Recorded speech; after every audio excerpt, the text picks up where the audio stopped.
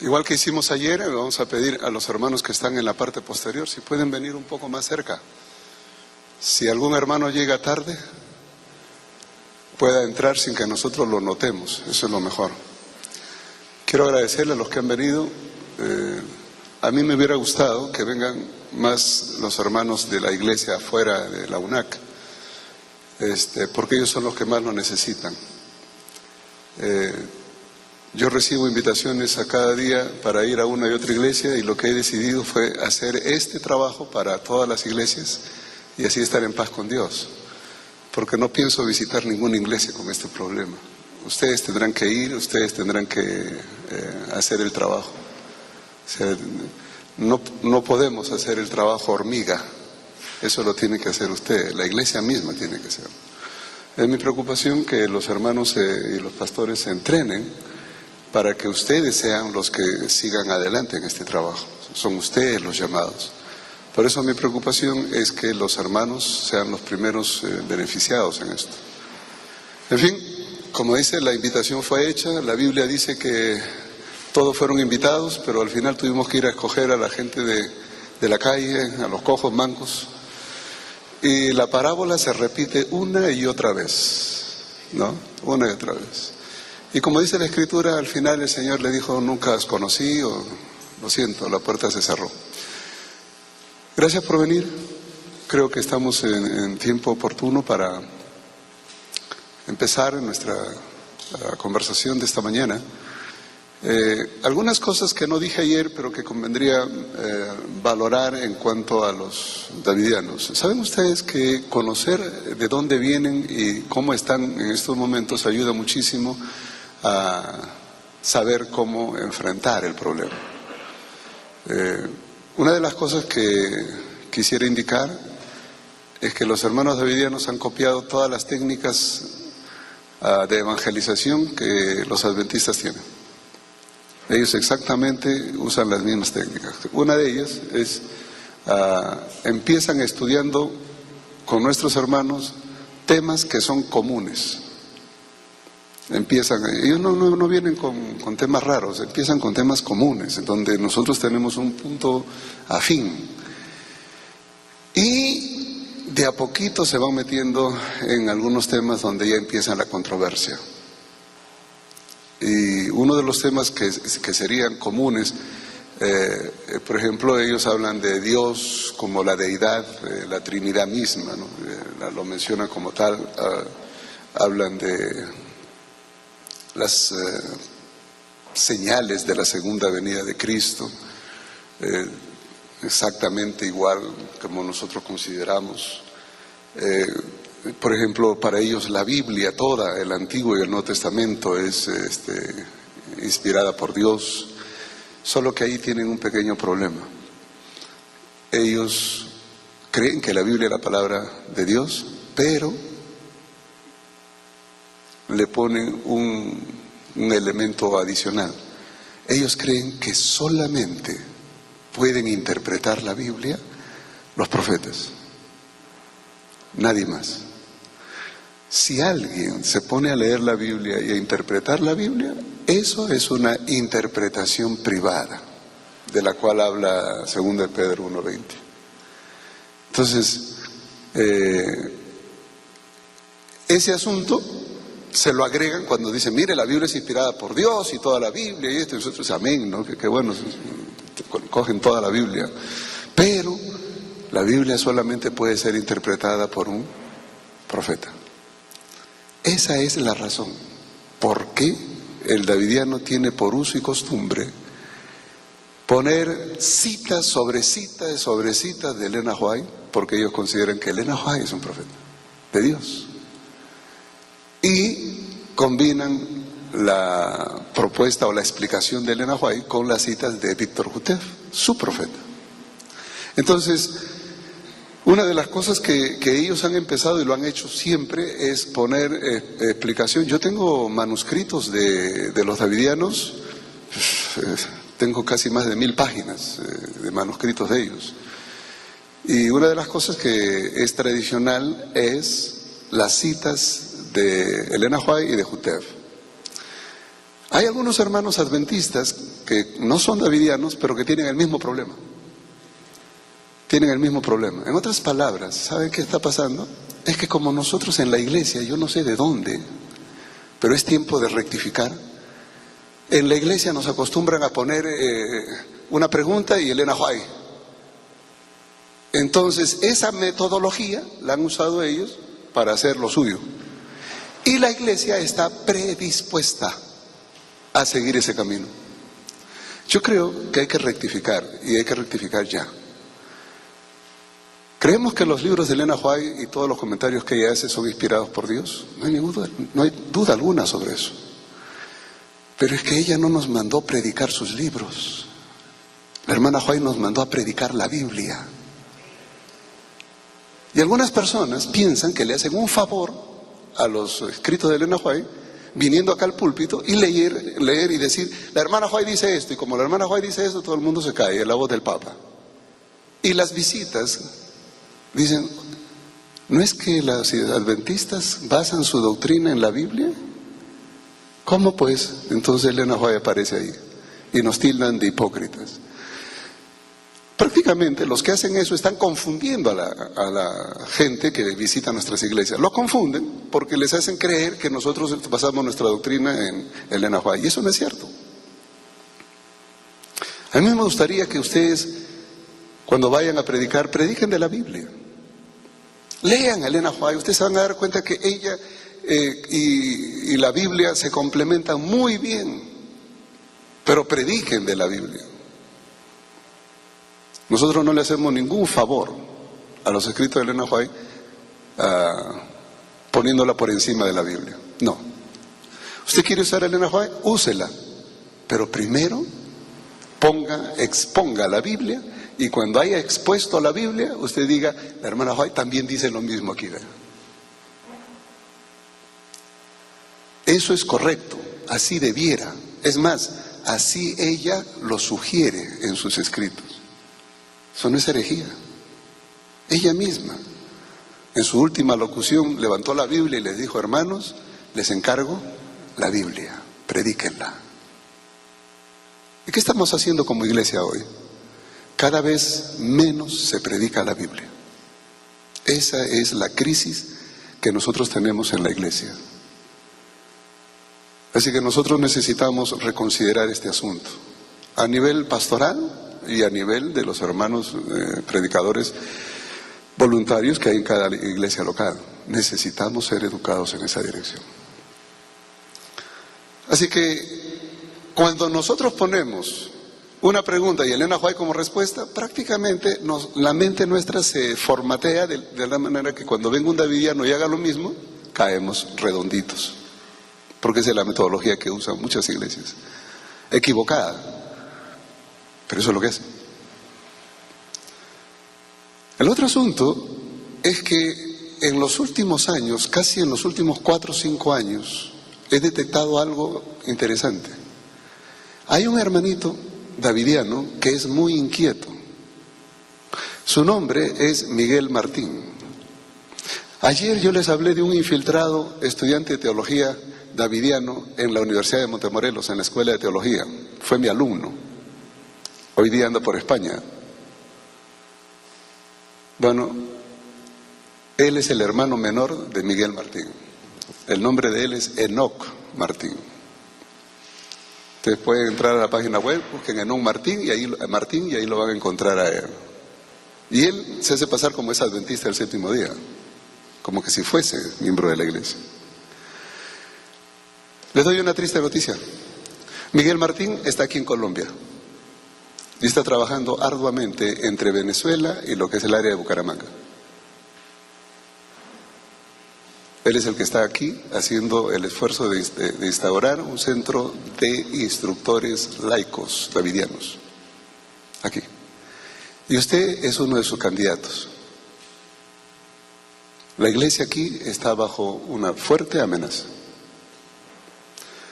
Creo que hace bien que los hermanos entiendan el problema para que entonces el que se quiera ir con ellos, que se vaya, pero con conocimiento de causa.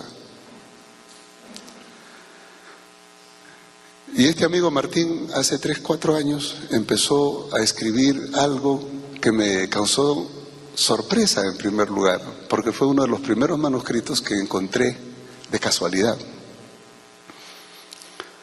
donde hacía estudios sin citar a Víctor Jutev y con pocas citas de Elena White, que a primera vista pareciera que no fuera davidiano, porque entonces uno dice, uno mira la forma como está diseñada el asunto y dicen, esto es davidiano por la forma y las fuentes que usa. Pero cuando no hay las citas de Víctor Jutev y cuando hay muy raras citas de Elena White, entonces, ¿y esto qué es? Entonces tocó leer los estudios bíblicos que él hizo, un cuaderno de estudios bíblicos, y al final, después de ir paso a paso, lavando la cabeza, uno encuentra el mensaje davidiano. Entonces dije, han cambiado su estrategia. Han cambiado la estrategia. Entonces Miguel Martín tiene imaginaciones muy interesantes, ¿no? ¿Qué está haciendo aquí en Colombia? Instituyendo un centro de avanzada, porque Colombia y Venezuela es el mejor lugar aquí en Sudamérica para esparcir su semilla en toda la parte sur del continente, porque Centroamérica está inundada. Ellos siguen el camino. Creo que se hace necesario capacitar un poco más a la iglesia en este sentido. Necesitamos saber los síntomas. Si alguien viene y le dice que la Biblia es inspirada por Dios y que solamente la puede interpretar un profeta, sepa que está delante de un davidiano. Usted no tiene que ni siquiera parpadear, eso es un síntoma. En segundo lugar, un davidiano, además de creer en la Trinidad, creen que Cristo es Dios, que comparte la misma esencia con el Padre, hablan de Cristo en su doble naturaleza, igual que nosotros. Que Él murió por nuestros pecados, que resucitó y que vendrá por segunda vez. Todo eso igualito. Dice, no, este es de los nuestros. Cuando lo escuchamos hablar de los 10 mandamientos, no, los 10 mandamientos están vigentes, hay que observarlos. Y el sábado, ni hablar. El sábado es el día del Señor. Es más, aquí le agregan algo que tienen razón, mucha razón. Cuestionan.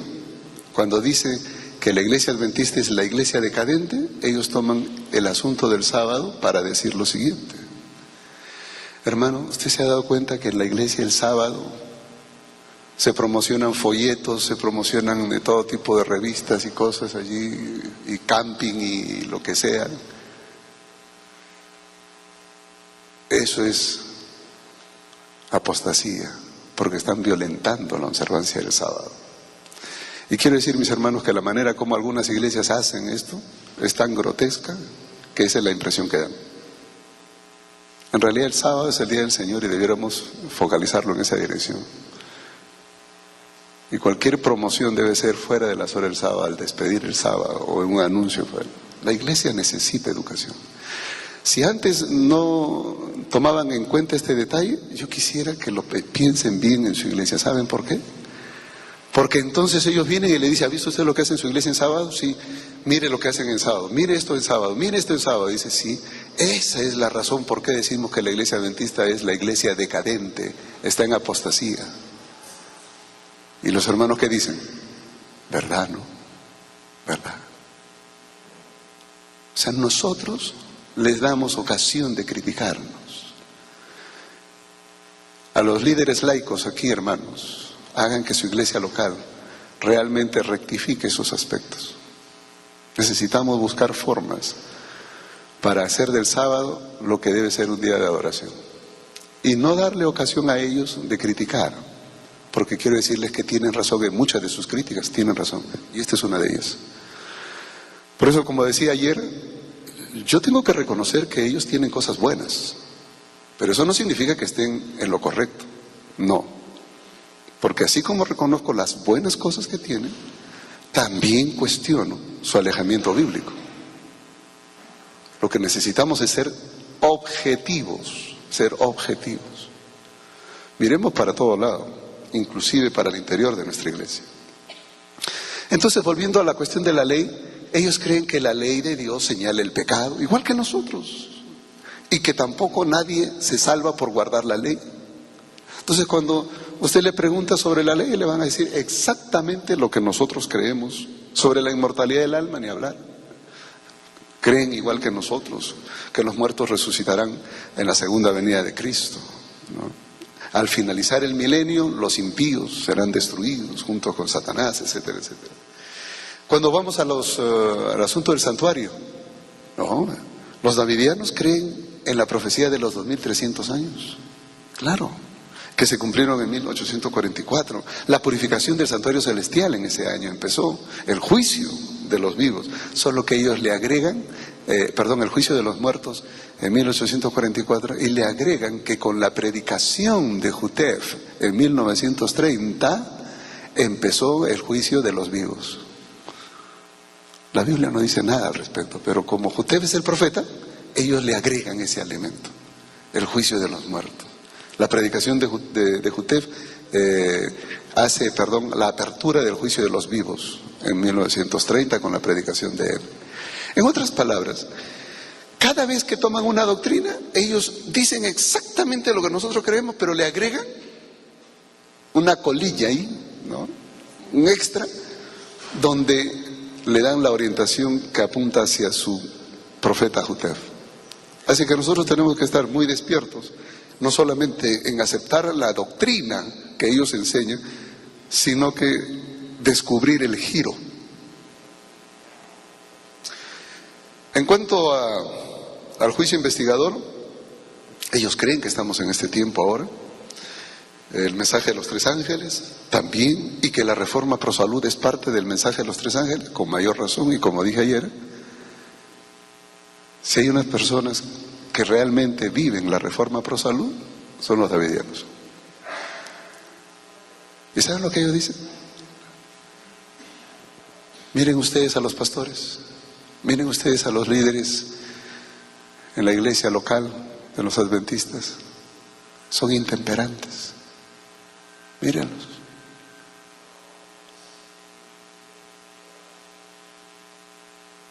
Y los hermanos que conocen la iglesia y conocen a su pastor y a su anciano, ven y dicen, ¿verdad, no?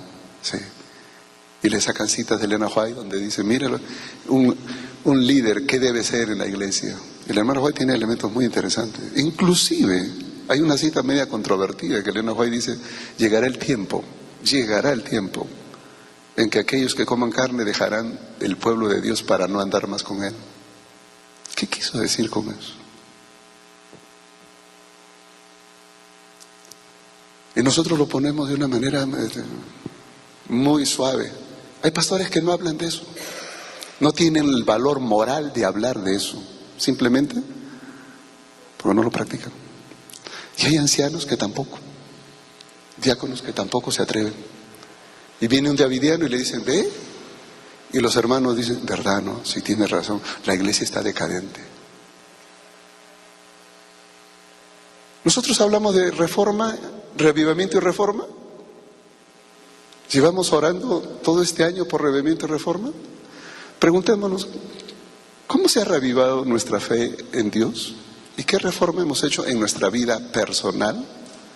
Si no ha habido ningún cambio, hermanos, no esperen que haya cambio en la iglesia, porque el cambio en la iglesia empieza con uno. Uno es el que tiene que cambiar. Los davidianos están al acecho, mirando eso. Y todo mal ejemplo dado por los líderes, ahora hasta lo filman, hasta le toman foto, para mostrar, miren, ahí está el liderazgo. Para demostrar que somos una iglesia caída en pecado, decadente, y que hay que salir de ella. Entonces no es suficiente que ellos compartan algunas doctrinas con nosotros, sino que le agregan el entretelón, critican a la iglesia y lo hacen con fundamento. ¿Por qué? Porque nosotros les damos la oportunidad, la opción. Bueno, a todas estas cosas ellos le agregan algunas enseñanzas que son peculiares. Una de las cosas que mencioné ayer es, ¿qué es lo que nosotros no aceptamos de los davidianos? En primer lugar, ellos dicen que en 1915, cuando murió Elena White, Dios llamó a Víctor Jutef en 1929 para que sea el continuador de la obra de la señora White. Es decir, para ellos, para el davidiano común y corriente, Víctor Jutef es el profeta que reemplazó en el ministerio profético a Elena White. Así que lo que Elena White no dijo, porque pues le tocó el turno de descansar, Víctor Jutef lo complementó, porque es el profeta de Dios. Y así como la iglesia adventista acepta los libros de Elena White, debiera aceptar el testimonio de Víctor Jutef. Nosotros al testimonio de Elena White llamamos la pluma inspirada, los testimonios de Elena White, ¿no?, el espíritu de profecía, términos que le damos a los escritos de Elena White. Los davidianos le dan un término también a los escritos de Víctor Jutef. Los llaman la vara del pastor. Ese es el término. Cuando ellos se refieren a la enseñanza de la vara del pastor, lo que están diciendo es los escritos de Víctor Jutef. Bueno, ellos creen fervientemente en los escritos de Jutef. Ayer discutíamos por qué ellos vienen solo a la iglesia adventista. ¿Por qué solamente la iglesia adventista y por qué no van a otro lado? Porque Víctor Jutef les dijo que este es el lugar misionero que Dios ha llamado a desempeñar a todo davidiano, la iglesia adventista. No pueden salir de la iglesia adventista, tienen que quedarse allí todo el tiempo. Imposible salir a otro lado, porque si salen se acabó su misión. Por eso le decía que era un parásito, que si no tiene huésped, se muere. Igual, los davidianos sin la iglesia adventista dejan de ser. Por lo tanto, nos acompañarán hasta que el Señor venga. Si ustedes piensan que se van a librar de ellos, no. Es difícil entender esto, pero es la verdad. Estos llegaron para quedarse. Y depende de nosotros si los aceptamos anidar o no en nuestro medio. Así como el cuerpo humano, ustedes saben que hay alimentos que cuando uno toma diariamente en el consumo de alimentos son vermífugos, ayudan a eliminar los parásitos del cuerpo. Sí. Así la iglesia tiene que obrar, tiene que actuar de tal manera que pueda eliminar los parásitos espirituales de la iglesia. Igual. Y de eso se trata justamente esta mañana el trabajo. Entendamos qué tenemos que hacer y cómo tenemos que hacer. Otra de las cosas que nosotros no estamos de acuerdo, decíamos, ellos tildan a la iglesia adventista como la iglesia decadente. ¿Y saben cuál es el problema? Dicen, la iglesia adventista es la iglesia de la Odisea. Y como es la iglesia de la Odisea, es tibia. Y como es tibia, hay que sacar a todos los hermanitos que están de ahí sinceros, porque esta iglesia tibia se va a ser vomitada. Entonces, nosotros nos hemos absorbido ese mensaje. Inclusive he llegado a algunos lugares, algunas iglesias, donde dicen, pastores, que nuestra situación, estamos así en la iglesia porque nosotros somos la Odisea, somos tibios. O sea, se han conformado a la situación. Yo le digo, están totalmente equivocados. El hecho de que la iglesia del fin sea descrita como la Odisea no quiere decir que toda la iglesia sea la Odisea, por favor. No. La Odisea describe la condición de frialdad, tibieza diríamos, de indecisión de la iglesia, pero eso no quiere decir que la iglesia adventista refleje el sentir de la Odisea. No, mis hermanos. ¿Saben? Aquí pueden estar tibios, pero hay otros lugares donde la iglesia está ferviente, trabajando. Y hay otro lugar donde son impasibles.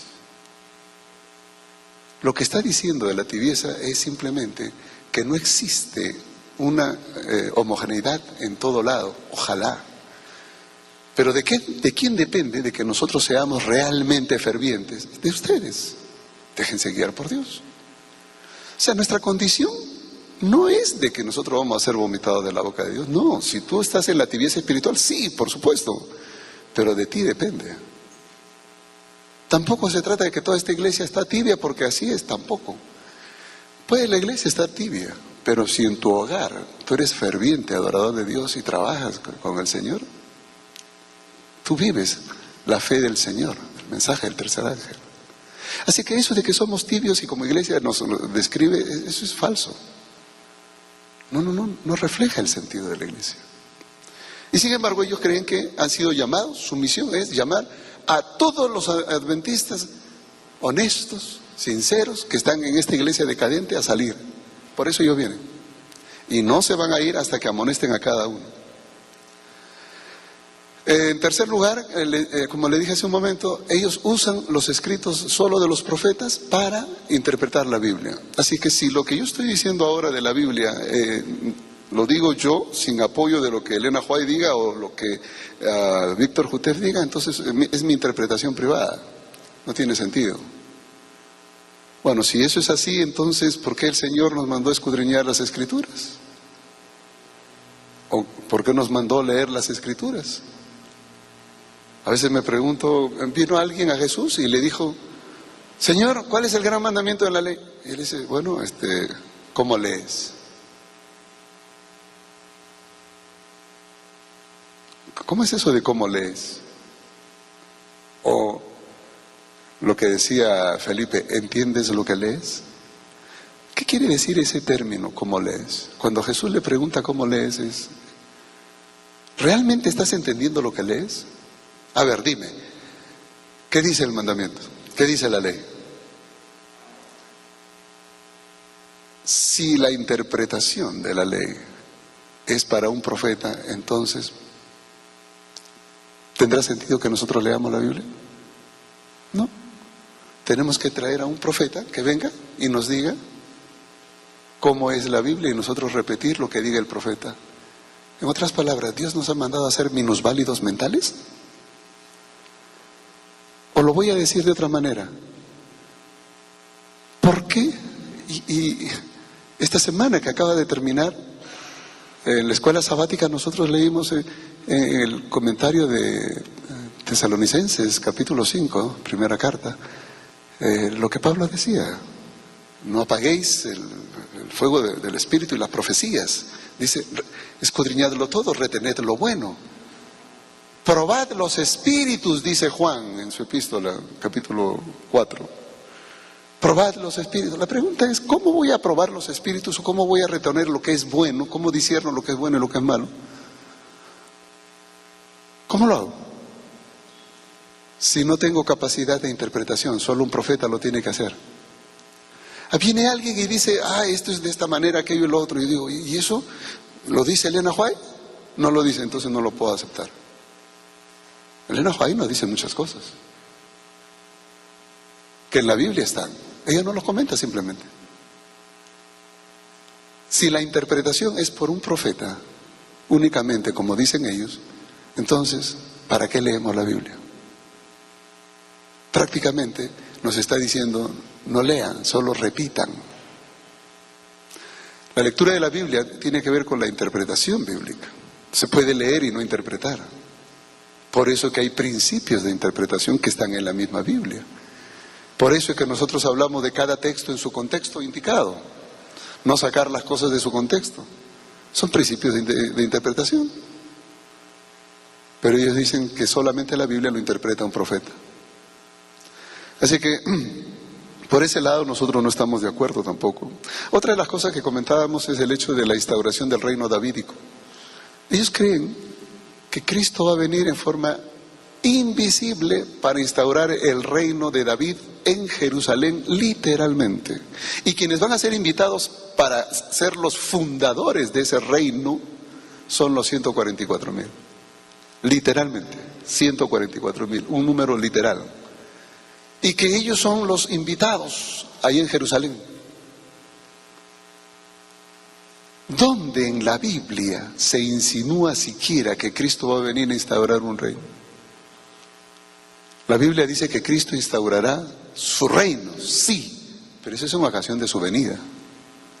Entonces, para justificar esto, ellos interpretaron Daniel 2, la piedra de Daniel 2, como el reino davidiano. Y utilizaron la palabra monte, del cual la piedra es cortada, para referirse a la iglesia adventista. ¿No? Es curioso, y es cierto. Nosotros ayer indicábamos justamente eso. Si ustedes leen en Daniel capítulo 9 y el verso 20, van a encontrar allí cómo Daniel hace una alusión al pueblo de Dios usando el término en el monte de Dios. Observen ustedes en el capítulo 9 de Daniel, verso 20, dice él: aún estaba hablando y orando, confesando mi pecado y el pecado de mi pueblo Israel, y derramaba mi ruego delante de Jehová mi Dios por el monte santo de mi Dios. Interesante. Estaba él orando por el monte santo de mi Dios. ¿Y quién es el monte santo de mi Dios? ¿A quién se está refiriendo aquí? A Israel. Israel. Y entonces se dicen, aquí el monte santo, ¿quién es? Israel. La piedra fue contada del monte de Dios. ¿Quién es ese monte? Israel. Y eso es lo que alguna vez decíamos, eso de tomar un poquito aquí, un poquito allá, hay que tener cuidado. Tenemos que mirarlo en el mismo contexto, porque si nosotros usamos la misma palabra fuera de su contexto, significa otra cosa. Y aquí ellos usan la palabra monte para referirse a Israel, y entonces ponen ese mismo significado a Daniel 2 y dicen, aquí está hablando de la piedra que fue cortada del monte, y ese monte es la iglesia. Por lo tanto, los davidianos, la piedra es el reino davidiano. ¿Ese reino de dónde debe salir? De los 144,000 que han salido de la iglesia adventista. Porque la iglesia adventista es el pueblo de Dios. Y la piedra fue cortada del pueblo de Dios. Entonces tienen que salir de allí. Esa es la razón por qué ellos no se van a ir de nosotros. Ellos se van a quedar aquí. O sea, hay que entender que la doctrina davidiana está entretejida de tal manera que de una u otra manera el davidiano sabe que no se puede salir de la iglesia adventista, tiene que estar ahí es su punto de trabajo. Y convertir a todos los adventistas para ser davidianos, ese es su objetivo primario. Y no van a descansar hasta que así sea. Así que usted, si no lo ha entendido, usted es blanco de la evangelización davidiana. Nosotros, por supuesto, miramos esto de otro ángulo. Nosotros tenemos que reconocer que el pueblo de Dios es representado en el Antiguo Testamento como el monte de Dios, sí. Pero también hay otro monte. Nosotros citábamos a 2 de Pedro 1:18, y donde Pedro hace alusión al monte de la transfiguración. Ayer hablábamos de eso. Y cuando se refiere al monte de la transfiguración, habla también del santo monte, porque ellos descendieron de allí, de la transfiguración. No tiene nada que ver con Israel. Pero en Ezequiel, en el capítulo 28, especialmente los versos 15 y 16, nosotros encontramos otra alusión al monte. Y es que ahí le dice, querubín cubridor, yo te eché, ¿de dónde? Del santo monte de Dios. Y es que el santo monte de Dios se refiere al lugar celestial, donde mora Dios, donde están los ángeles. De ahí fue echado Satanás. Yo te eché del santo monte de Dios. Y entonces la pregunta es, santo monte de Dios, ¿se refiere única y exclusivamente al pueblo de Israel? ¿Al pueblo de Dios? No. Alude al monte de la transfiguración, alude a Israel, a Jerusalén, el monte de Sion, y también alude al trono de Dios, los lugares celestiales. La pregunta es, ¿cuál de estos elementos está implícito en Daniel 2? El profeta davidiano, Víctor Jutev, dice, la roca es tomada del monte, y ese monte es el pueblo de Dios, la iglesia adventista. Eso es lo que dice el profeta davidiano.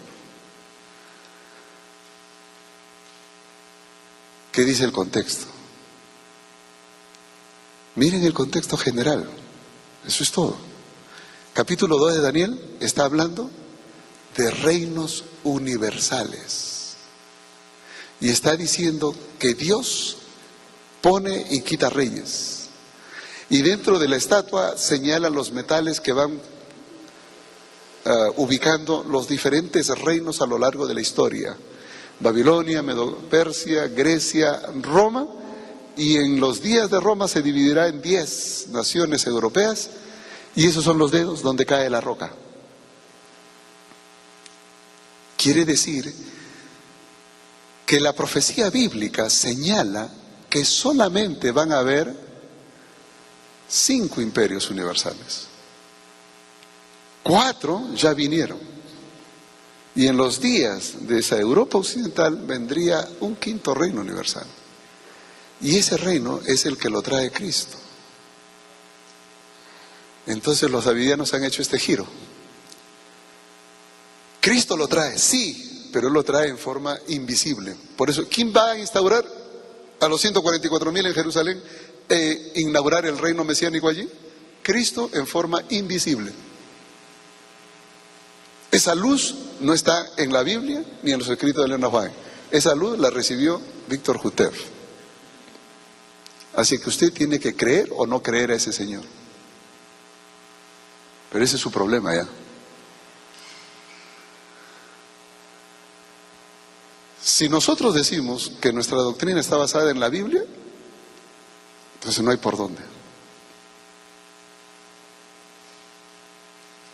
Pero hay muchos adventistas que deciden creer a Víctor Jutev y salen por ahí. Ese es el problema. 4 reinos universales. El 5.º reino sería universal. ¿Pero qué dicen los davidianos? No, el 5.º reino es en Jerusalén. Y de allí saldrán a predicar el fuerte pregón a todo el mundo. Pues es un reino de 144.000. ¿Es un reino universal? No. No. ¿Cuándo se hace universal? Cuando Cristo venga por segunda vez. Entonces, ellos le han puesto un interludio. Ahora, mi pregunta es, ¿esa interpretación calza con el fluido de la profecía? Si la profecía está hablando de reinos universales, desde Babilonia hasta Roma, ¿por qué tendría que haber en el reino aquel un reino de 144.000 localizado en Jerusalén, únicamente en Jerusalén, cuando se está hablando de imperios universales que cubrirían toda la tierra conocida de la época? Quiere decir que el 5.º reino universal cubriría toda la tierra conocida, y en este caso todo el mundo, porque hoy día todo el mundo está poblado. La interpretación davidiana no calza en el contexto de universalidad, porque ellos lo ponen en un punto focal, Jerusalén, y 144.000. El contexto es de los reinos universales, de los cuales viene en sucesión, y se espera que el 5.º reino también sea universal, desde su inicio. Pero ellos ponen un reino universal, del cual del fuerte pregón vendrá la gran multitud, y entonces cuando Cristo venga, recién se hace universal. Entonces, ahí hay un preámbulo. Ese preámbulo es lo que nosotros consideramos herejía. No está en la Biblia. Y mis hermanos, una de las cosas que he aprendido en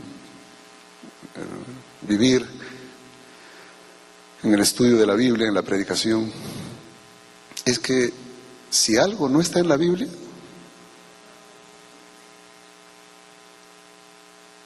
no debe tener cabida en nosotros.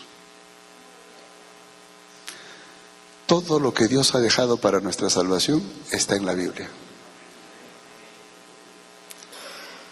Elena White, cuando comenta la Biblia, lo hace en esa dirección. Ella amplía todo lo que está comentado en la Biblia, pero no le agrega nada. Y nosotros como adventistas creemos lo que dice la Biblia. Así que el reino davidiano pues le agrega ese interludio del milenio, del 144.000 allí en Jerusalén. Y eso no condice con la universalidad de los otros 4 imperios, pues. Es sacar fuera de su contexto. Otro de los elementos que ellos mencionan es que paralelo a la inauguración del reino davidiano,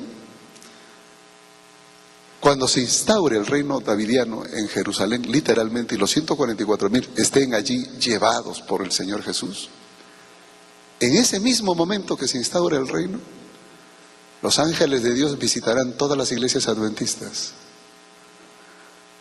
para matar a todo adventista que no aceptó el mensaje davidiano. Y eso es lo que se llama la matanza de Ezequiel 9, lo cual nosotros ayer también comentábamos.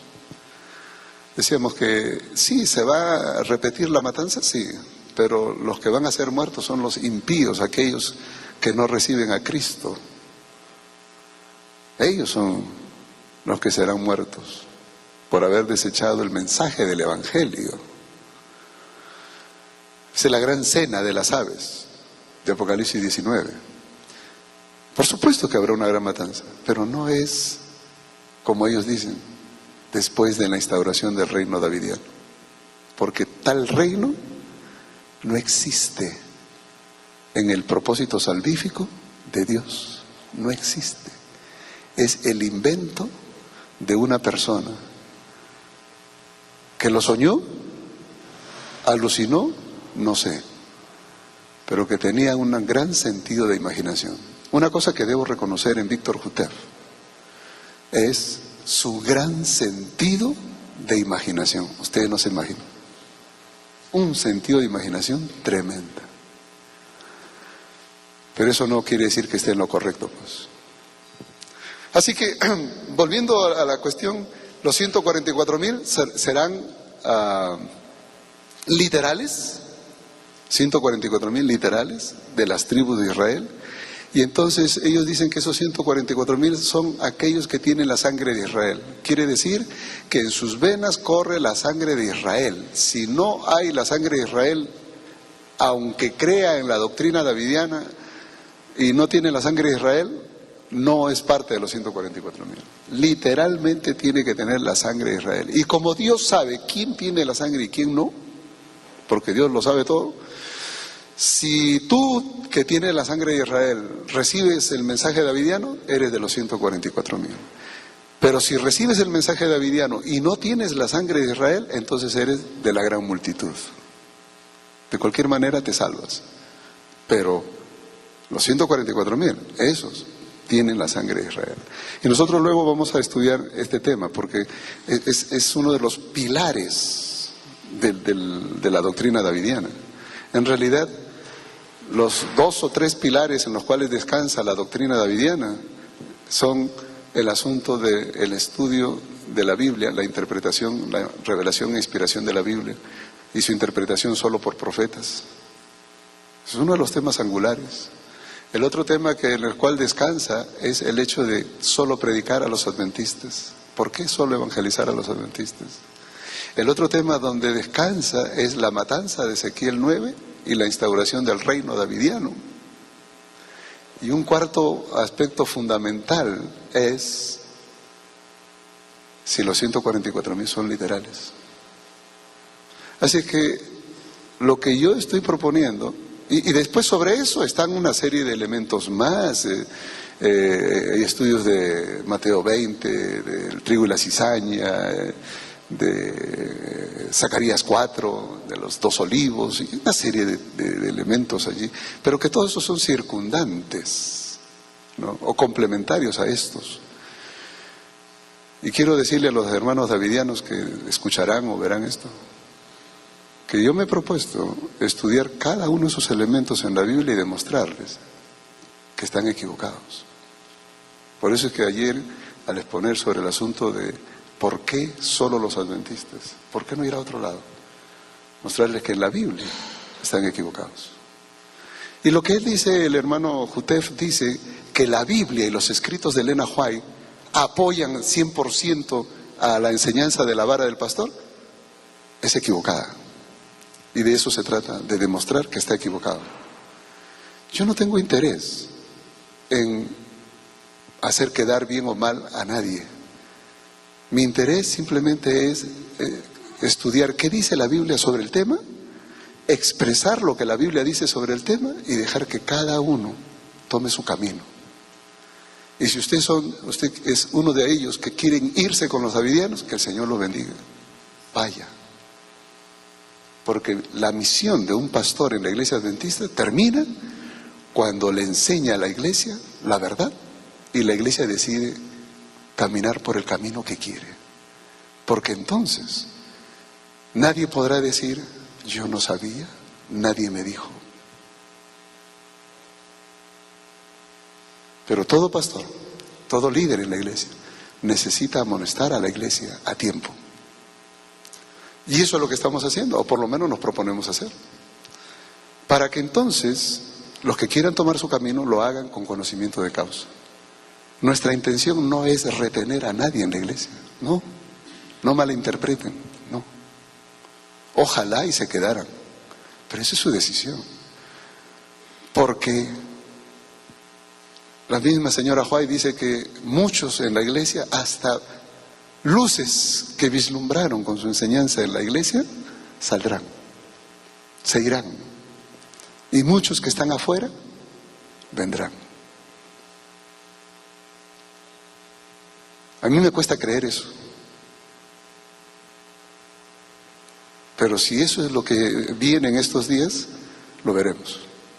Así que tal vez Dios permite estas herejías dentro de la iglesia, los davidianos, los antitrinitarios y todas estas cosas que están viniendo, para que los que se tengan que ir, de una vez, dejen espacio porque hay otros que quieren entrar.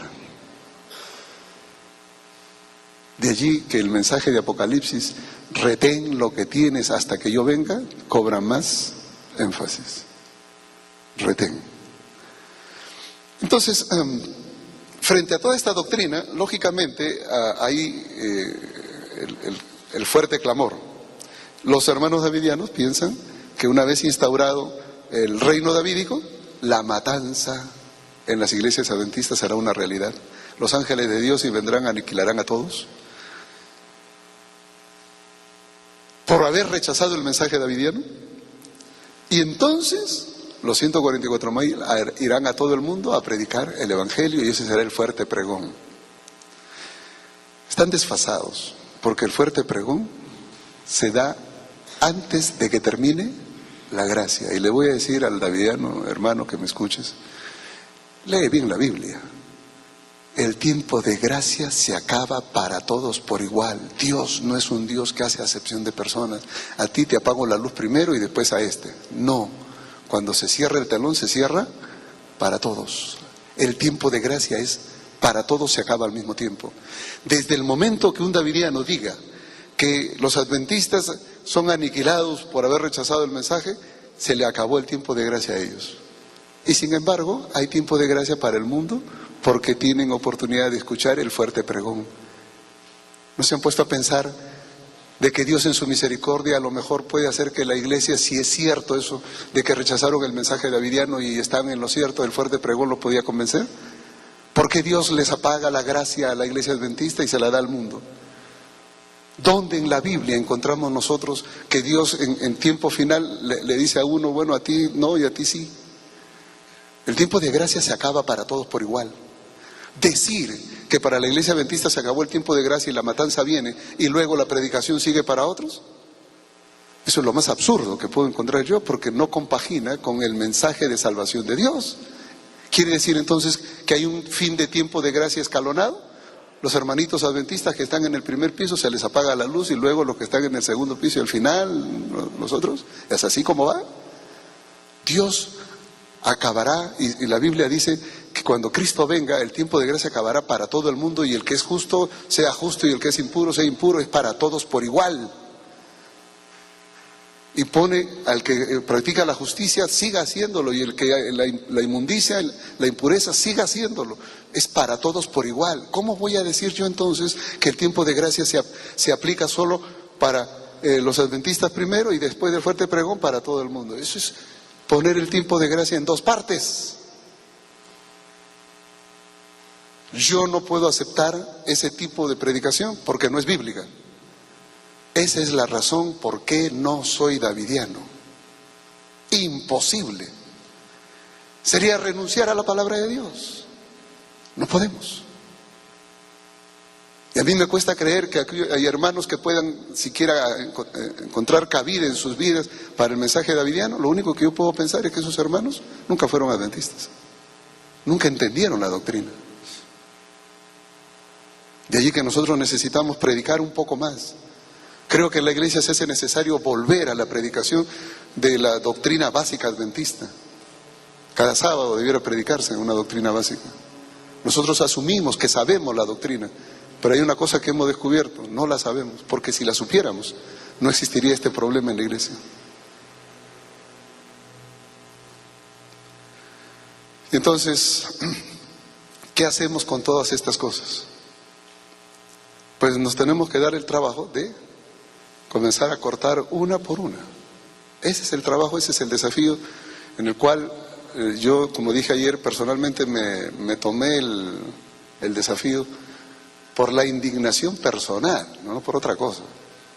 Es por la indignación personal. Es que indigna cuando vienen personas que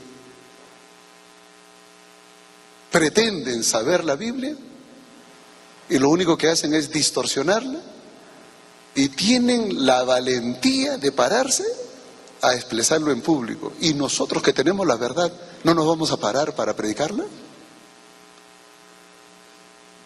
Eso es lo que indigna. Nosotros necesitamos predicar la verdad. No es nuestro interés hacer quedar mal a nadie. No es el interés. Tampoco es mi interés convertir a un davidiano. Fíjese que no. Yo cuando he aceptado hablar con ellos, lo he hecho con conocimiento de causa. Le digo, yo voy a aceptar hablar con ustedes siempre y cuando usted reúna a toda la gente. Hablamos en público. Porque yo no voy a hablar con un davidiano por ayudarlo a él. Él es un asunto secundario para mí. Para mí lo más importante son los otros, que están siendo engañados y necesitan abrir sus ojos a la palabra de Dios. Y si de paso podemos ayudar al davidiano, está bien.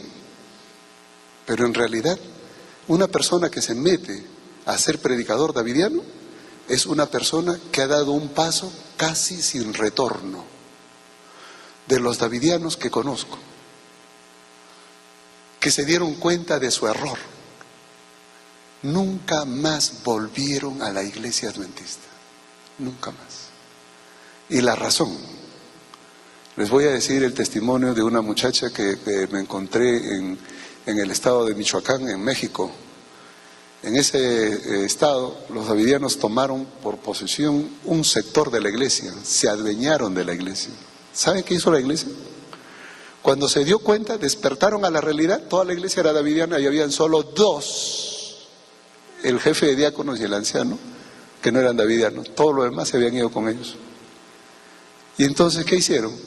Tuvieron que dejar la iglesia y cometieron un error. Le dijeron, bueno hermanos, hagamos una cosa, le dejamos este local, ya quédenselo ustedes, nosotros no vamos a ir a otro lado, pero ya no molesten. Y le dejaron la iglesia. ¿Y qué creen que hicieron los davidianos? Se fueron tras ellos. Y la iglesia vacía, porque a un davidiano no le interesa una iglesia vacía. Ustedes le dicen, hermano, ya quédense aquí, ya se le regalamos esto, quédense aquí. Ellos cierran la puerta y se van detrás de otro. Pues no les interesa a la iglesia, les interesa a la gente.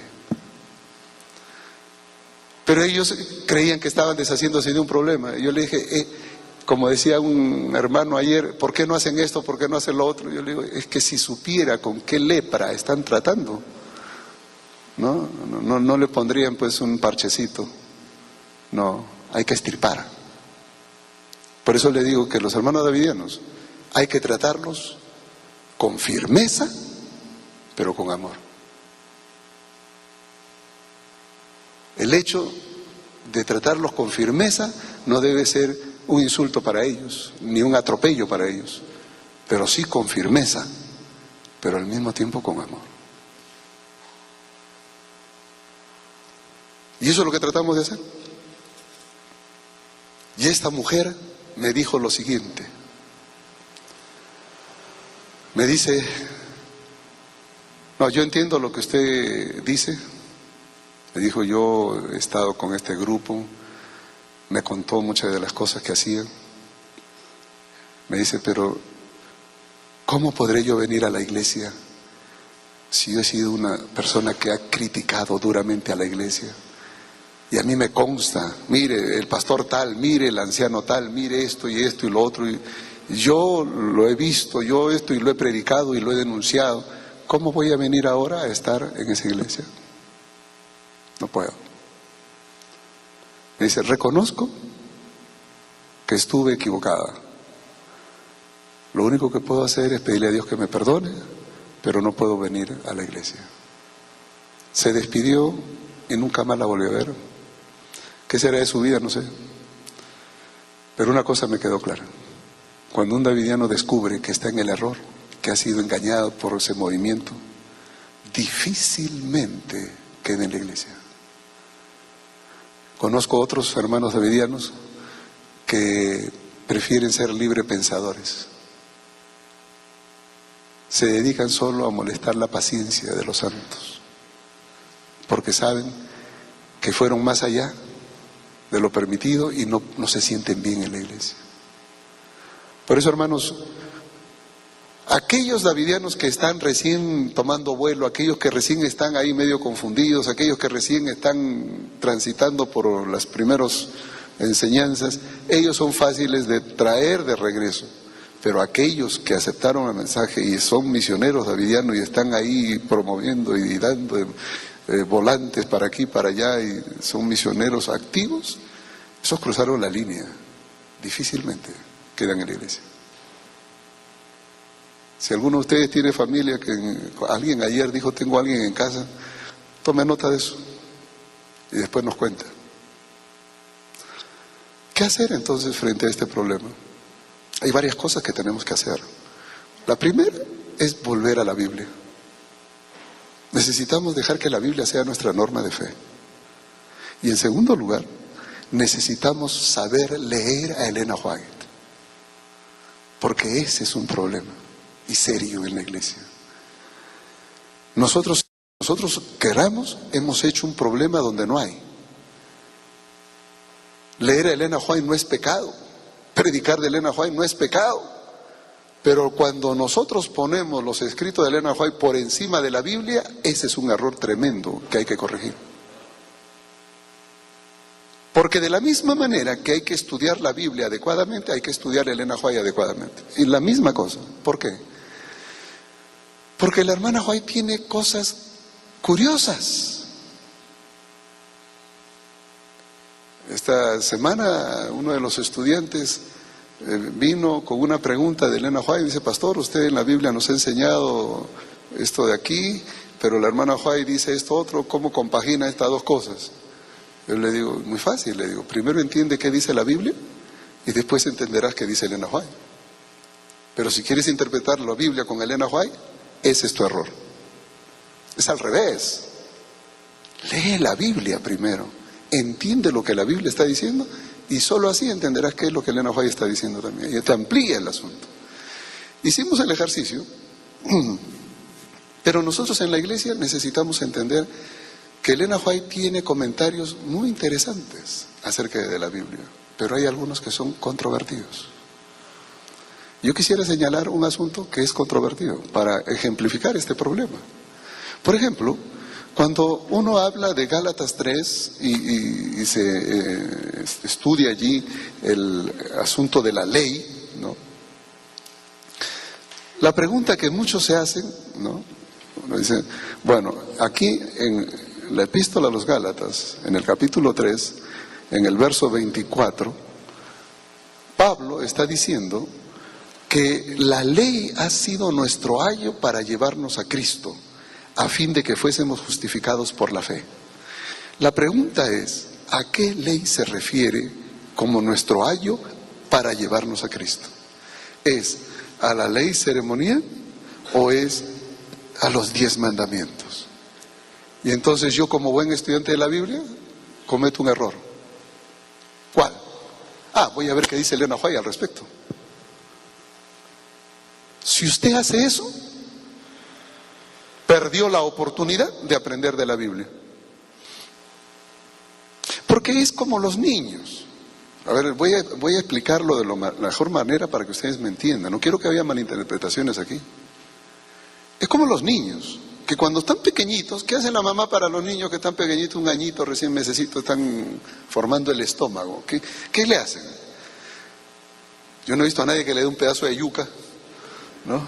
O un pedazo de papa. No, se la aplastan, ¿eh? Se la aplastan. Y dice, ¿pero para qué lo aplastan? Deja, si tiene dientes, déjalo que lo practique. No, hay que aplastarlo, no. Y luego batido y todo.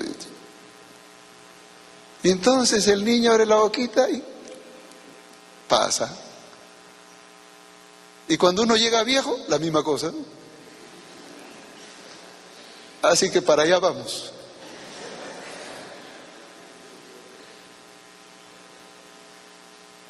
Pero cuando ya crece, ya tiene 2, 3 añitos, ¿qué hace?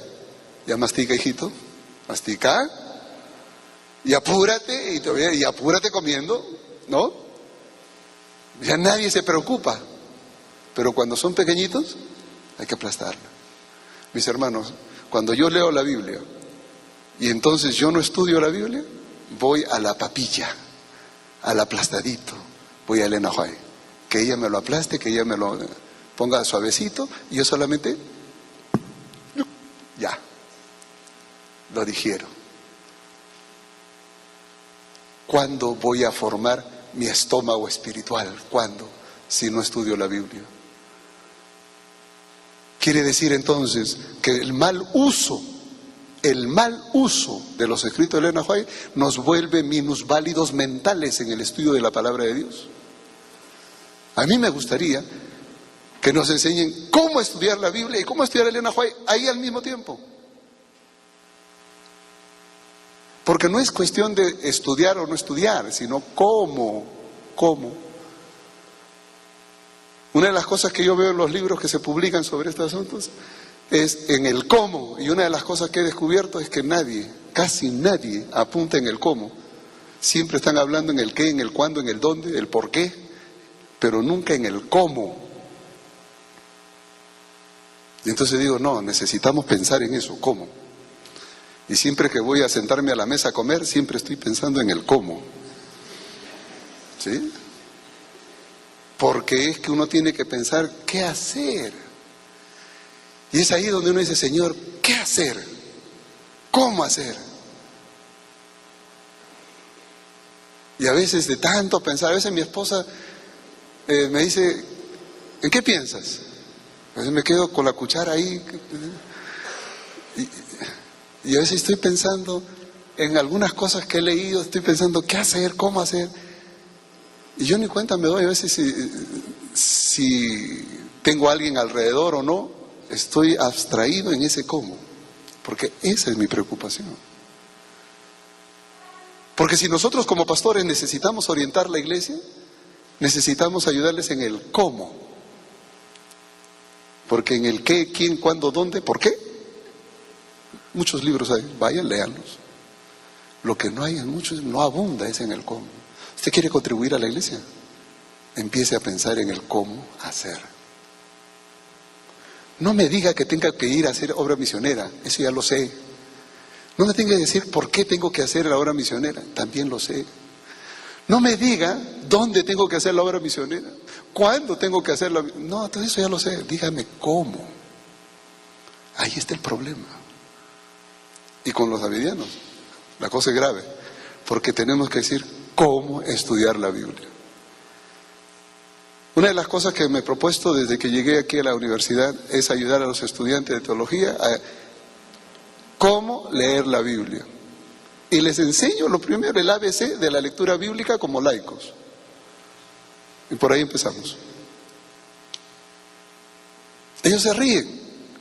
Yo les digo, es la verdad, tenemos que empezar por abajo, por la papilla. Y entonces luego podemos ir avanzando más en el cómo. Porque si hay algo que me gustaría ver es el renacer de la predicación de la palabra de Dios aquí en Colombia. Necesitamos. Y estoy terminando, como le digo ahí, de algunos ejercicios, porque demanda tiempo, pero hay unos ejercicios que son para la iglesia, para los laicos. Porque estoy convencido de que si los laicos entienden eso, ellos van a ser mejores predicadores.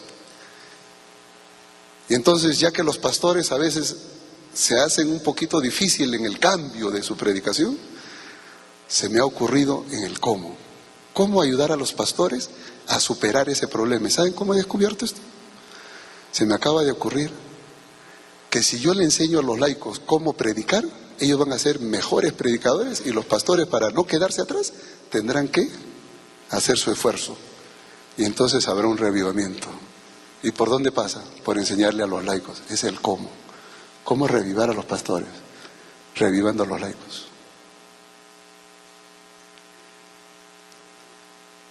Así que si la próxima vez les invitan para un seminario de cómo leer la Biblia, sepan a dónde vamos o para dónde es que vamos. Y es que necesitamos eso. Un día le dije a los hermanos allá en Cuba, le dije: hermanos, la próxima vez que venga, esta fue hace 2 años y medio que estuve allí, le dije: en la próxima vez que venga, le digo, voy a dedicar una semana, o quizás 15 días, dependiendo del tiempo, voy a dedicar una semana para hacer un seminario para la iglesia. Vamos a reunir a la iglesia de todo el sector para enseñarles cómo predicar la Biblia. Y los hermanos estaban diciendo: no, sí, pastor, nos avisa con tiempo cuándo va a venir, porque nos anotamos, para allá vamos. Y ustedes no quieran creer, mis hermanos, yo me asombré un día en una iglesia llena, más de 300 hermanos, llena, y venían de lugares que eran 2-3 horas a la distancia. ¿Saben qué? Eso aquí en Colombia no me preocuparía ni me extrañaría, pero en Cuba sí. ¿Saben por qué? Porque allá no había buses.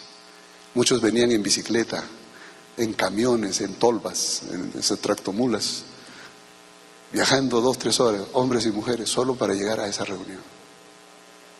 Y a mí se me partía el alma. ¿Sí? Esta gente ha viajado tanto y de esa manera, y verlos, porque una cosa es oír, otra cosa es ver la forma como viajan. Y a veces en el camino les llueve y sacan su plástico y se ponen ahí porque la tolva no tiene techo, ahí aguantando frío, polvo, todo, para llegar. Llegan a la reunión. ¿Qué les vamos a dar en esa reunión? Y me dijeron: no, pastor, venimos. Usted nos dice y venimos. Y yo le digo: está bien, compromiso hecho. Así que yo sé que la próxima vez que vaya tengo ese compromiso. Me estoy preparando para eso. Pero entonces se me acercó después el evangelista de la misión y me dijo: pastor, cuando usted vaya a hacer eso, avísenos para llamar a todos los pastores, porque se vería feo que los hermanos aprendan y los pastores no. Yo le dije al pastor, le digo: mire, yo lo voy a hacer para la iglesia. Si los pastores vienen, bienvenido, pero yo no los invito, invítelo usted.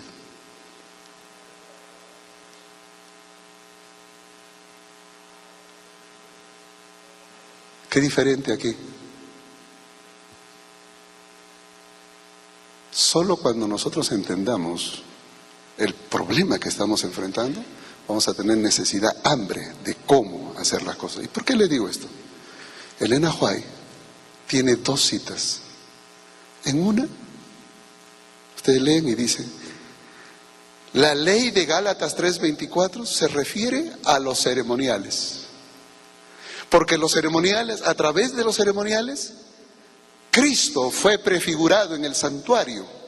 De manera que esos ceremoniales fueron nuestro ayo para conducirnos al sacrificio de Cristo. Él era el Cordero de Dios que quita el pecado del mundo. Ustedes pueden leer esto en Mensajes Selectos, tomo 1. Ustedes busquen en el índice y busquen allí en la ley en Gálatas. Tiene 3 capítulos. Ahí está. Entonces, una de las primeras declaraciones es que la ley en Gálatas es los ceremoniales. Entonces, ya solucioné mi problema. ¿Qué leyes? Los ceremoniales. ¿Por qué? Anunciaban la muerte de Cristo a través de los corderitos que se sacrificaban en el altar. Ok.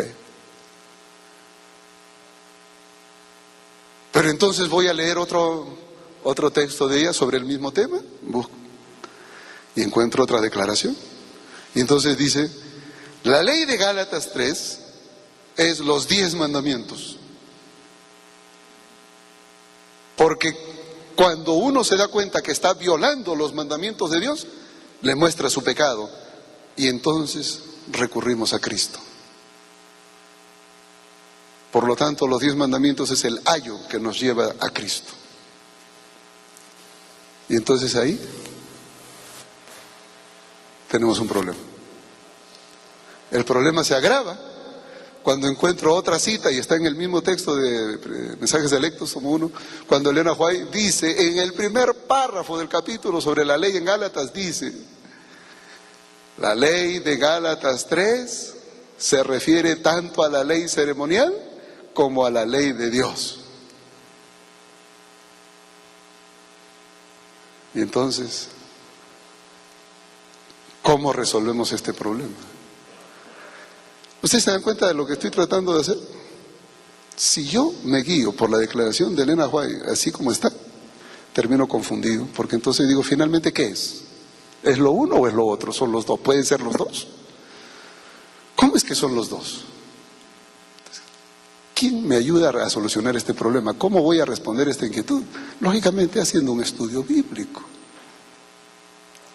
Entonces no es asunto de citar a Elena White, porque en algunos casos ayuda a aclarecer y en otros casos como este nos dice las dos cosas a la vez y entonces es sí y no, o ambos.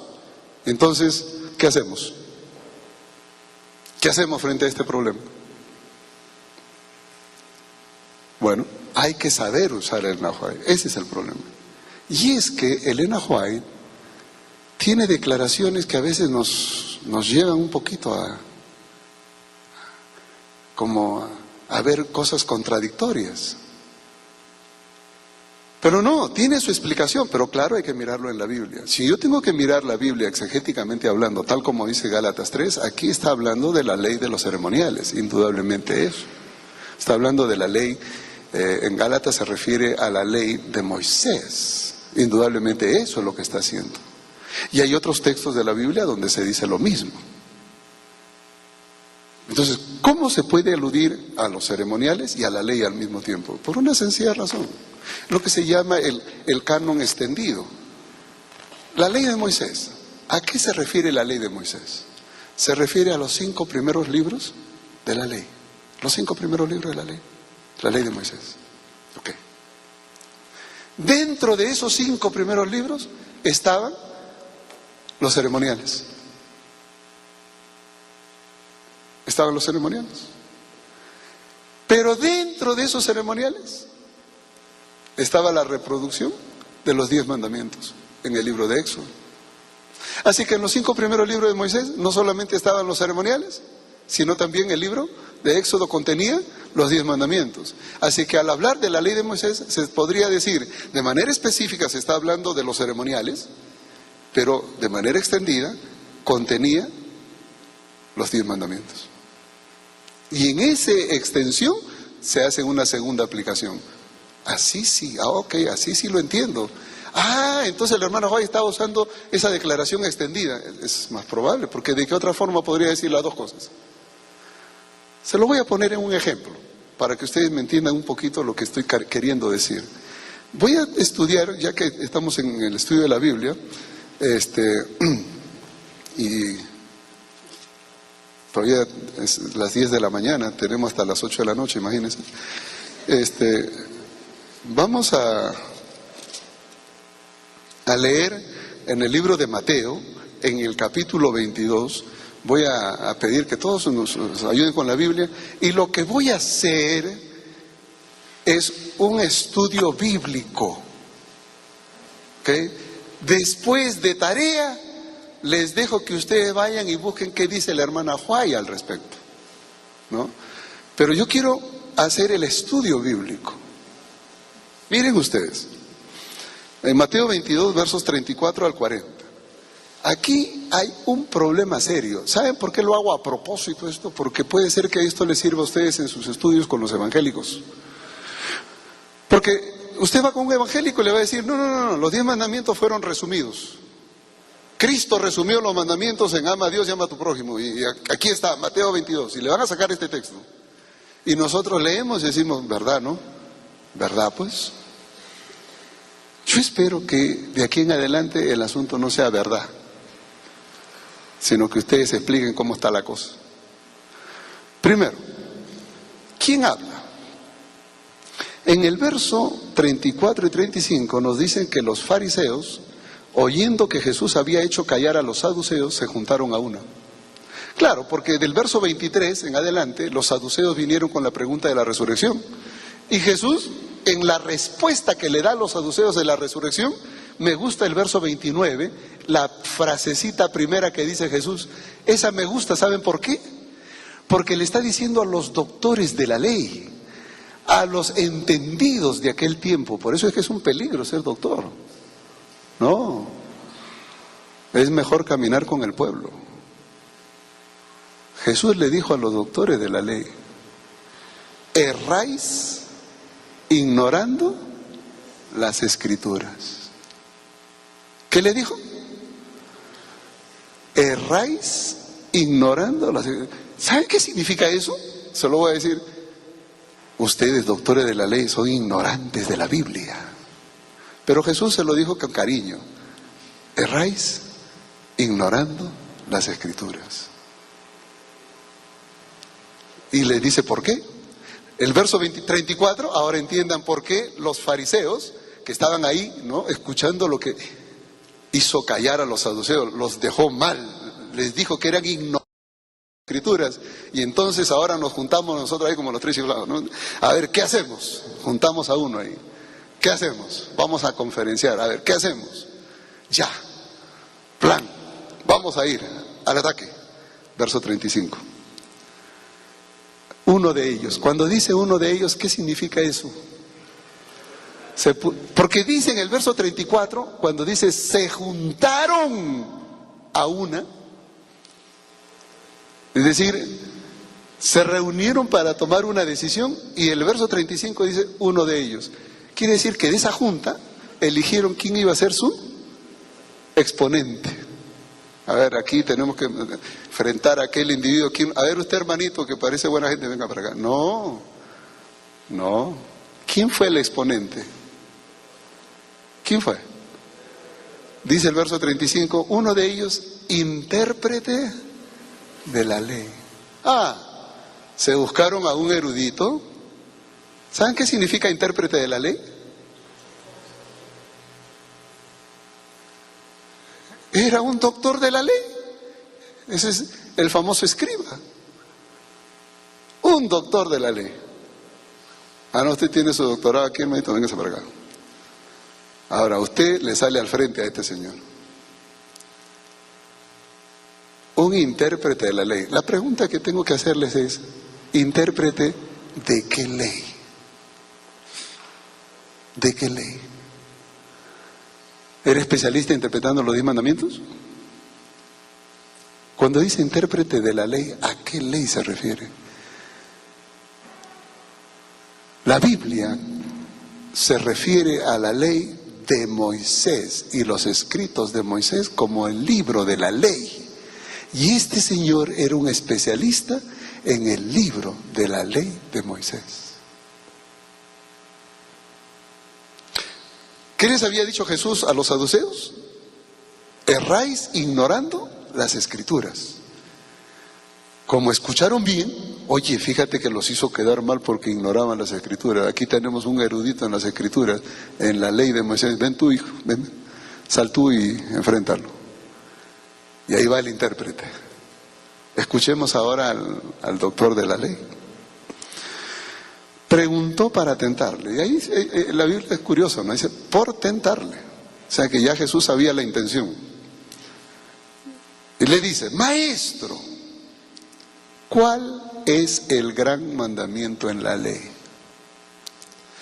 Fíjense ustedes, ¿quién pregunta y qué pregunta? Quien pregunta es un intérprete de la ley, un doctor de la ley. ¿Qué ley? Y lo que pregunta es, ¿cuál es el gran mandamiento en la ley? ¿El mandamiento de cuál ley? ¿Qué es lo que ustedes tienen en la cabeza cuando le preguntan esto? ¿Los 10 mandamientos? ¿Están seguros que son los 10 mandamientos? ¿Cómo sé yo qué ley? Simplemente sigan leyendo. Cuando uno lee la Biblia, uno tiene que entender la Biblia por sí misma. Sigan leyendo. Preguntémonos, ¿de qué ley está hablando? Y entonces, Jesús le dijo, aquí viene la respuesta de Jesús. En la respuesta de Jesús yo voy a descubrir a qué ley se está refiriendo. Maestro, ¿cuál es el gran mandamiento en la ley? Jesús no le dijo, ¿a qué ley te refieres, hijo? ¿A la de Dios o a la de Moisés? No le dijo eso. Simplemente le dijo, amarás al Señor tu Dios con todo tu corazón, con toda tu mente y con toda tu alma y con toda tu mente. Este es el primer y gran mandamiento. ¡Wow! Acaba de resumir los 4 primeros mandamientos de los 10 mandamientos en amarás al Señor tu Dios con todo tu corazón, con toda tu alma, con toda tu mente. ¿Es eso lo que acaba de hacer? No, no. Jesús acaba de citar Deuteronomio, capítulo 6, verso 5. Vayan a Deuteronomio, capítulo 6, verso 5. ¿Y qué van a descubrir ahí? Moisés diciendo, oye Israel, Jehová tu Dios, Jehová uno es, y amarás al Señor tu Dios con todo tu corazón, con toda tu alma, con toda tu mente. Está citando Deuteronomio 6, 5. Y le dice, este es el primer y gran mandamiento. Primero. Está citando Deuteronomio. Pero luego agrega en el verso siguiente, en el 39, el segundo mandamiento es semejante.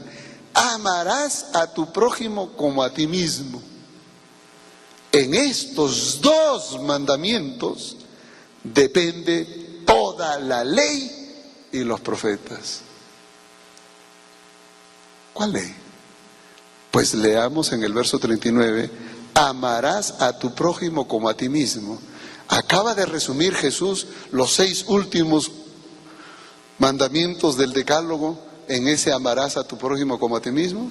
No. Lo que él estaba citando es Levíticos 19, 18. Lean en el libro de Levítico, en el capítulo 19 y en el verso 18.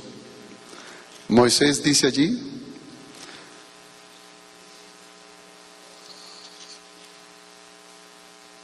no te vengarás ni guardarás rencor a los hijos de tu pueblo, sino amarás a tu prójimo como a ti mismo. Yo Jehová. ¿Qué estaba haciendo Jesús? Díganme ustedes qué estaba haciendo Jesús.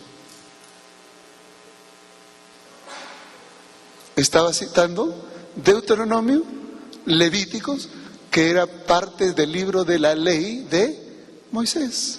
Así que cuando le dice, Señor, ¿cuál es el gran mandamiento en la ley? ¿A qué ley se refería?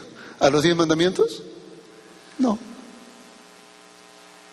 Se está refiriendo a la ley de Moisés, el Pentateuco. Citó Deuteronomio, citó Levíticos, ni siquiera citó el Éxodo siquiera. Pero después, en el verso 40, él aclara. Porque entonces dice, de estos 2 mandamientos depende ¿qué cosa? Toda la ley y los profetas. La expresión ley y profetas, ley o profetas, es una expresión que se refiere a las Escrituras.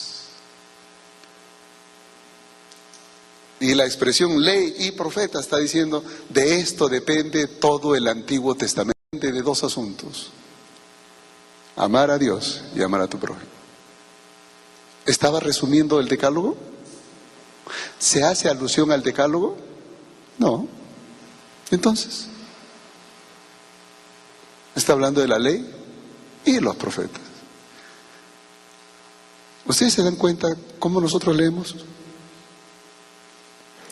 Sin embargo, viene alguien y dice, bueno, ¿y entonces a qué ley se refiere? Vayan ustedes y encuentren qué dice Elena White al respecto.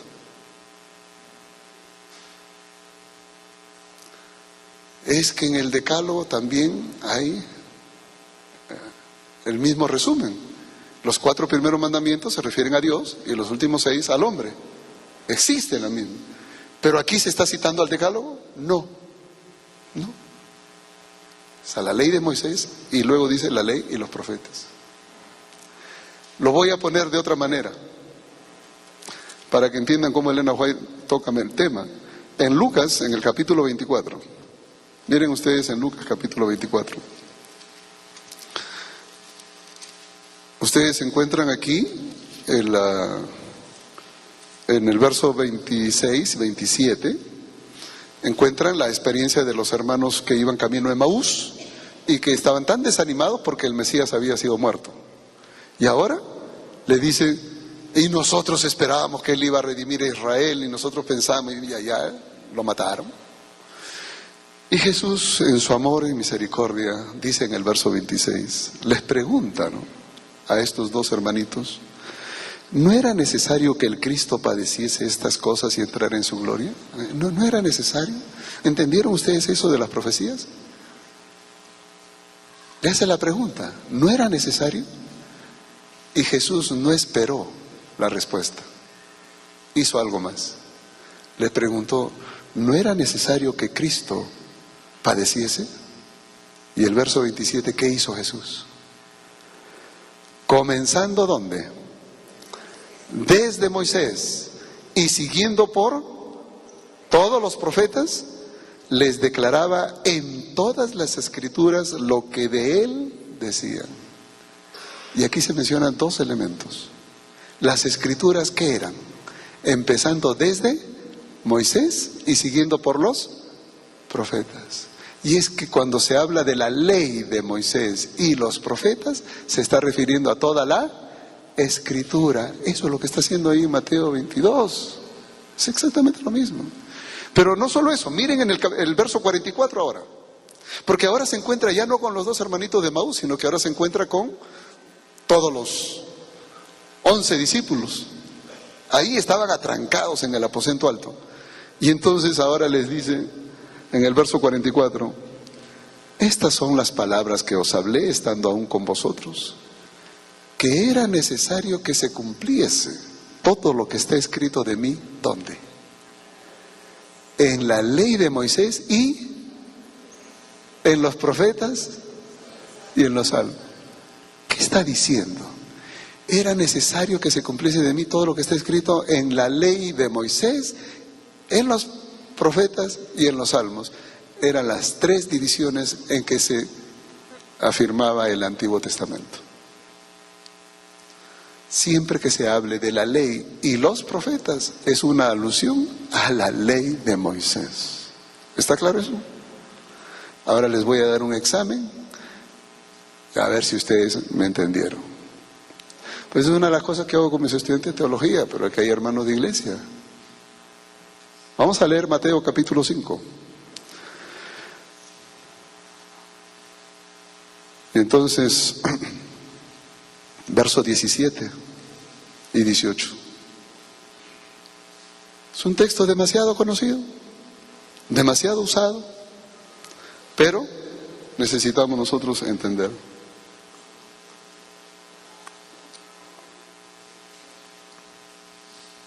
No penséis que he venido para abrogar la ley o los profetas. No he venido para abrogar, sino para cumplir. De cierto os digo que hasta que pasen el cielo y la tierra, ni una iota, ni una tilde pasará de la ley hasta que todo se haya cumplido. ¿De qué ley está hablando?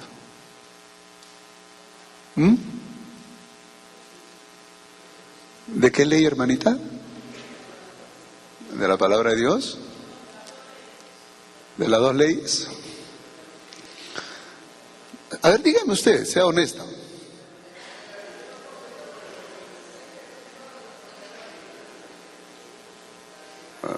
Interpreto la confusión.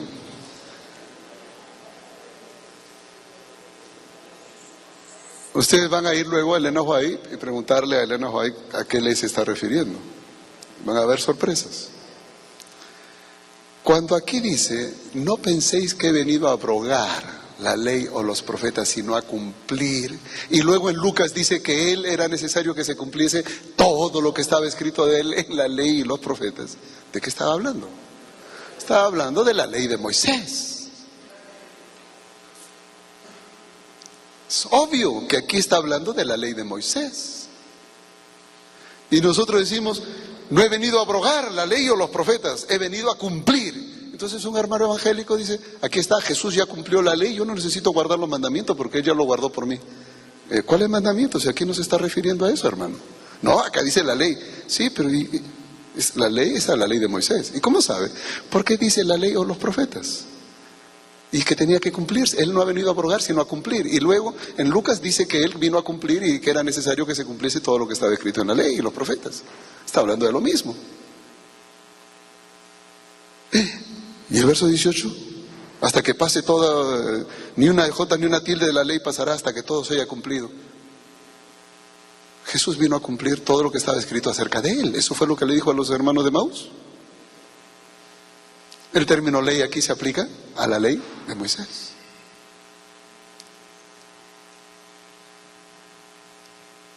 Pero ustedes van y encuentran en Elena White que ella dice, se aplica así, se refiere a los 10 mandamientos también.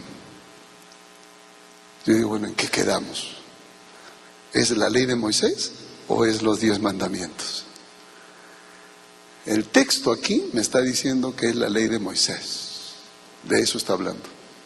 Eso es lo que dice la Biblia. Pero Elena White hace un uso extendido. ¿A qué yo me refiero con el uso extendido? Es que en la ley de Moisés está el Génesis, el Éxodo, el Levítico, Número, Deuteronomio. Y entonces aquí se está aludiendo a todos los 5 libros en paquete. Pero Elena White dice, aquí también alude a los 10 mandamientos. ¿Por qué? Porque está en el Éxodo, que es parte de ese paquete. Ese es el uso extendido. Pero el foco principal de la discusión aquí, ¿cuál es? La ley de Moisés, el Pentateuco. Es así como yo entiendo lo que Elena White dice. Pero si yo tengo que mirar solamente lo que Elena White dice, entonces termino confundido, porque una vez me dice en los ceremoniales y en otra vez me dice en la ley de Dios. Entonces le digo, hermana, ¿en qué quedamos? Quiere decir que hay que saber leer a Elena White. ¿Está claro eso? Ahora, ¿por qué necesitamos esto? Porque los davidianos son expertos. Escúchenme. Los davidianos son expertos en sacar fuera de su contexto toda declaración de Elena White. Son expertos. Por eso que cuando me toca conversar con los davidianos, le digo, hagamos una cosa. Vamos a estudiar de la Biblia. Entendamos la Biblia primero. Y después miramos qué dice Elena White. Porque si vamos a estar enredados con la Biblia y enredados con Elena White, no desatamos un solo nudo. Así que mejor empecemos con la Biblia primero. Por eso que en un estudio con un davidiano, para clarificar las cosas, Elena White debe quedar a un segundo lugar. No porque no la creemos, no porque no la entendemos, no, sino porque la doctrina debe ser eminentemente bíblica. Y cuando entendemos la Biblia, entenderemos a Elena White. Pero si nosotros usamos a Elena White sin haber estudiado la Biblia, ¿qué va a pasar?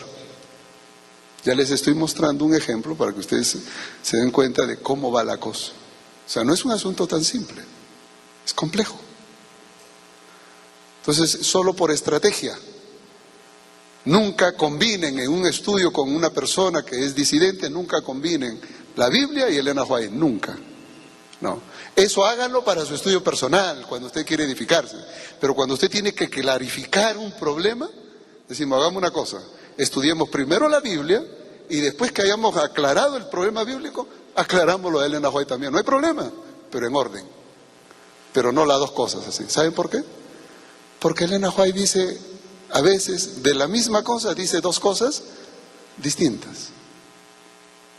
Porque ella tiene un uso extendido. Y no hay ningún problema en eso. En este caso de la ley yo no le veo ningún problema.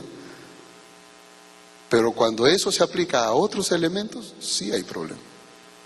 Por eso es que cada cosa tiene que ser entendida en su contexto. Así que, basado en este hecho, nosotros necesitamos hacer un estudio minucioso de Elena White. Ahora hay libros. ¿Cómo leer a Elena White? George Knight ha sacado un libro hace unos años, ¿Cómo leer a Elena White? Es un libro que vale la pena leer. Hay principios, ¿no?, que uno debe tener en cuenta para leer a Elena White. Pero lo que quiero que sea claro es lo siguiente: nuestra norma, nuestra doctrina no brota de los escritos de Elena White, brota de la Biblia.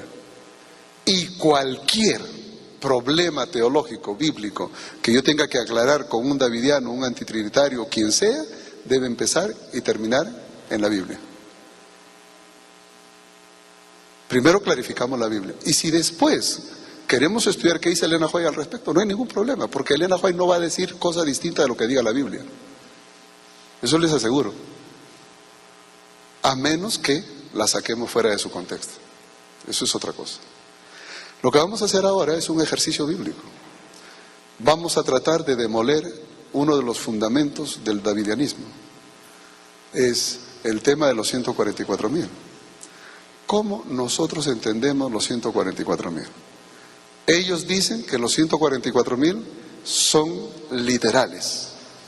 Dicen que los 144,000 son los que van a